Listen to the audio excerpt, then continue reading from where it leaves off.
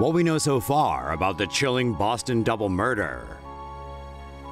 More details have emerged about the gruesome killing of 2 Boston anesthesiologists, as authorities try to piece together what happened that tragic night.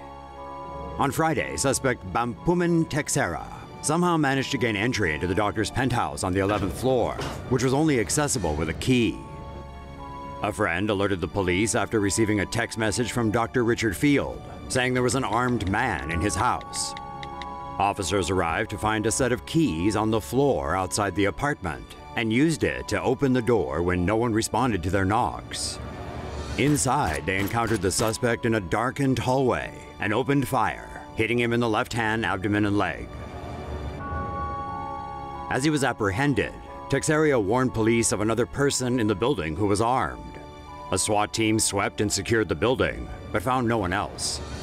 Inside the apartment, Field and his fiancée, Dr. Lina Bolanos, were found dead with their hands bound. The couple's throats had been slit.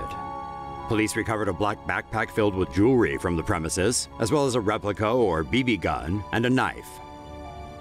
The apartment walls were found splattered with blood, and investigators later said photos of the couple had been cut up and a message of retribution scrawled on a wall. Teixeira is in the hospital for his injuries, but was arraigned on Monday on 2 counts of murder. It's still unclear what his motive was for the killings. Say no to safe spaces on YouTube. Support TomoNews at patreon.com/TomoNews. The world is teeming with murder cases that have yet to be cracked. Cause of Utah family's death still a mystery. What killed the Strack family in Utah over the weekend? On Saturday night, 18-year-old Jansen Strack came home to Utah's Springville to enjoy some time with his family, but he quickly noticed something was wrong. Jansen ran over to his grandma's house and the two then entered the Strack family home and found it eerily quiet. Only after walking into the master bedroom did they discover the horrific sight of both his parents, Benjamin and Christy, and his 3 siblings, Benson 14, Emery 12, and Zion 11, lying dead in the room. Investigators sprang into action, but found no clues as to what might cause the deaths. Even more puzzling, preliminary autopsy showed none of the deceased had suffered any type of trauma or wounds. Carbon monoxide poisoning was also quickly ruled out after tests showed all levels in the house were safe. The answer may come after blood work results come in, but for now, the mystery of what killed the Strack family remains unknown. New DNA testing planned in JonBenet Ramsey case. New DNA testing is planned in the investigation of the unsolved murder of 6-year-old JonBenet Ramsey, who was found dead in 1996. The investigation was reopened after an exclusive report revealed flaws in the interpretation of previous DNA testing. JonBenet's mother, Patsy Ramsey, said she realized her daughter was missing after finding a ransom letter on the kitchen staircase the morning after Christmas and quickly phoned the police. 2 officers who arrived shortly searched the home, but only sealed off JonBenet's bedroom. Newsweek reported that the search was not thorough enough as the police did not enter the room in the basement, where JonBenet's body was later found. JonBenet's father, John Ramsey, went into the basement room later that day and found his daughter's body there with her torso covered by a white blanket. JonBenet's mouth was duct taped and her wrists were tied. A garrote was found around her neck and her skull was fractured. Investigators also found undigested pineapple in her stomach. JonBenet's family members were suspects in her murder. Officials also considered the possibility of an intruder having committed the crime. Then District Attorney Mary Lacey concluded the DNA found in JonBenet's underwear and the DNA found in her long johns pointed to an unknown male. Lacey's conclusion exonerated the Ramsey family from suspicion. However, new evidence has shown DNA samples from the long johns belong to at least 2 people, in addition to JonBenet.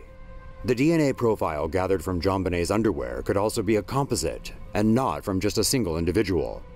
The new discoveries make the link between the DNA found in the underwear and the long johns extremely weak, and may result in the DNA findings being considered worthless as evidence. The former district attorney did not respond to requests for comment after the report revealed the DNA findings failed to support her decision to exonerate the Ramsey family. Murder mystery grips Italy. When the body of an Asian woman washed up in the Italian port of Rimini over the weekend, investigators thought they'd finally moved a step closer to solving a murder. The remains were found inside a blue suitcase floating in the sea. At first glance, the woman matched the description of a 36-year-old Chinese lady who went missing from a cruise ship earlier this year. Angie Lee has not been seen since February, when she disappeared from a family cruise vacation. Before her disappearance, Lee was married to 45-year-old German IT consultant Daniel Belling, and they lived in Ireland with their 2 sons aged 6 and 4. The family boarded the 11-day cruise on February 9th at a port near Rome, bound for Malta, Greece, and Cyprus. The next day, the owner of a souvenir shop in Genoa said she saw Belling shout at Lee for wearing garish sandals, then hand her a pair of sneakers. The witness said Lee seemed shaken by the incident. She hasn't been seen since. Belling and the children ate alone for the rest of the trip. He even told staff not to make up the fold-out bed in their cabin, as the family were all sleeping together in one bed. The cruise ended on February 20th. Later that day, Belling was arrested at the airport in Rome when he tried to fly home with the kids. He hadn't told anyone his wife was missing. Belling told investigators he thought Lee may have gone to Ireland or even back to China, claiming she'd done it before and often threatened to leave him. Lee's parents say she is not in China. Belling is being held by Italian investigators, so when the body in the suitcase showed up in Rimini, the cops thought they'd got their man. But the woman was 5 inches taller than Lee, had longer hair, and was much thinner. It was an Asian woman, all right, but it wasn't her. So now Italy has 2 mysteries to solve, and no one is any closer to finding out what happened to Angie Lee.